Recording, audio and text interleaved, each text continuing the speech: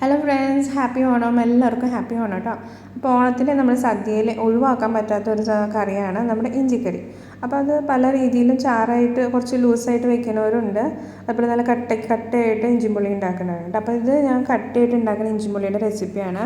ഇതിപ്പോൾ ജസ്റ്റ് 2 ദിവസത്തേക്ക് വേണ്ടി കുറച്ച് ഉണ്ടാക്കിയതാണ് കേട്ടോ. അപ്പോൾ ആദ്യം തന്നെ നമ്മൾ ഇഞ്ചി നമുക്ക് പറ്റുന്ന ഷേപ്പിൽ വട്ടണയോ അല്ലെങ്കിൽ നീളനെയോ ചെറുതാക്കി കനകുറച്ചറിയുക.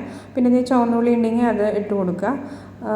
പിന്നെ കുറച്ച് പച്ചമുളക് കേട്ടോ. ഞാൻ എരിവ് കുറച്ച് ഉണ്ടാക്കണം. അപ്പോൾ ഒരു പച്ചമുളക് 2 പച്ചമുളക് ചെറുതാക്കി അരിഞ്ഞിട്ടിട്ട് നമ്മൾ എണ്ണയിൽ നല്ലപോലെ വറുത്തെടുക്കുക കേട്ടോ. നല്ല ക്രിസ്പി ആയിട്ട് വറുത്തെടുത്താൽ നല്ലത്. അപ്പോൾ നമുക്ക് ക്രഷ് ചെയ്യുമ്പോൾ പൗഡറായിട്ട് കിട്ടാണ്. അപ്പോൾ ഇതൊന്ന് ക്രഷ് ആയി വരട്ടെ. ഇത് ഓൾമോസ്റ്റ് മുരിഞ്ഞ് വന്നിട്ടുണ്ട്. ഒന്നും കൂടി ആവാണ്ട് കേട്ടോ. അതിനുശേഷം നമുക്കിതൊന്ന് ആറാൻ വയ്ക്കണം. അത് കഴിഞ്ഞിട്ട് നമ്മുടെ മിക്സിയുടെ ജാറിൽ ചെറിയ ജാറിലിട്ടിട്ട് ഒന്ന് ക്രഷ് ചെയ്തെടുക്കുക. അരയ്ക്കൊന്നും വേണ്ട, ജസ്റ്റ് ഒന്ന് ക്രഷ് ചെയ്തെടുക്കുക കേട്ടോ. ഇനിയിപ്പോൾ തീരെ കടിക്കാൻ ഇഷ്ടമല്ലാന്നുണ്ടെങ്കിൽ നമുക്ക് അരച്ചെടുക്കാം.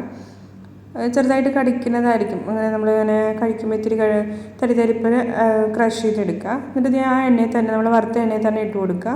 എന്നിട്ട് ഇത് കുറച്ച് മുളക് പൊടി, മഞ്ഞൾപ്പൊടി ഇട്ടിട്ട് ജസ്റ്റ് ഒന്ന് മിക്സ് ചെയ്യുക കേട്ടോ.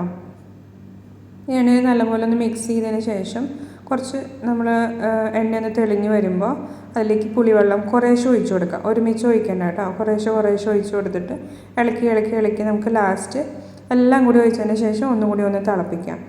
ഇഞ്ചിക്കറി അറിയാമല്ലോ, നമ്മൾ ഒഴിക്കുമ്പോൾ ഇങ്ങനെ വെള്ളം പോലെ ആയിരിക്കും. പിന്നെ അങ്ങനെ കുറുക്കി കൊണ്ടുവരണം.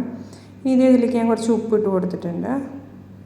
എന്നിട്ട് ഒന്നും കൂടി ഇളക്കി കൊടുക്കട്ടെ. ലോ സിമ്മിലിട്ടിട്ട് കുറച്ച് സമയം എടുക്കുക. നമുക്ക് ഏകദേശം ഒരു 20 മിനിറ്റിനുള്ളിൽ തിക്കായി വരും കേട്ടോ. എല്ലാ പ്രോസസ്സും എല്ലാം കൂടി ഒരു 20 മിനിറ്റ്സിൽ നമുക്ക് റെഡിയാവും. പിന്നെ ഇത് കുറച്ചായതുകൊണ്ട് പെട്ടെന്നാവും കേട്ടോ. അപ്പോൾ ഇത് ഞാനൊരു 2 സ്പൂണ് ശർക്കര ഗ്രേറ്റ് ചെയ്തത് ഇട്ട് കൊടുത്തിട്ടുണ്ട്. ഒന്നുകൂടി ഒന്ന് ഇളക്കി കൊടുക്കുക. അപ്പോൾ എണ്ണയൊക്കെ ഇങ്ങനെ തെളിഞ്ഞ് വരുന്നുണ്ട്. ഒന്നും കൂടി ആവാണ്ട് കേട്ടോ.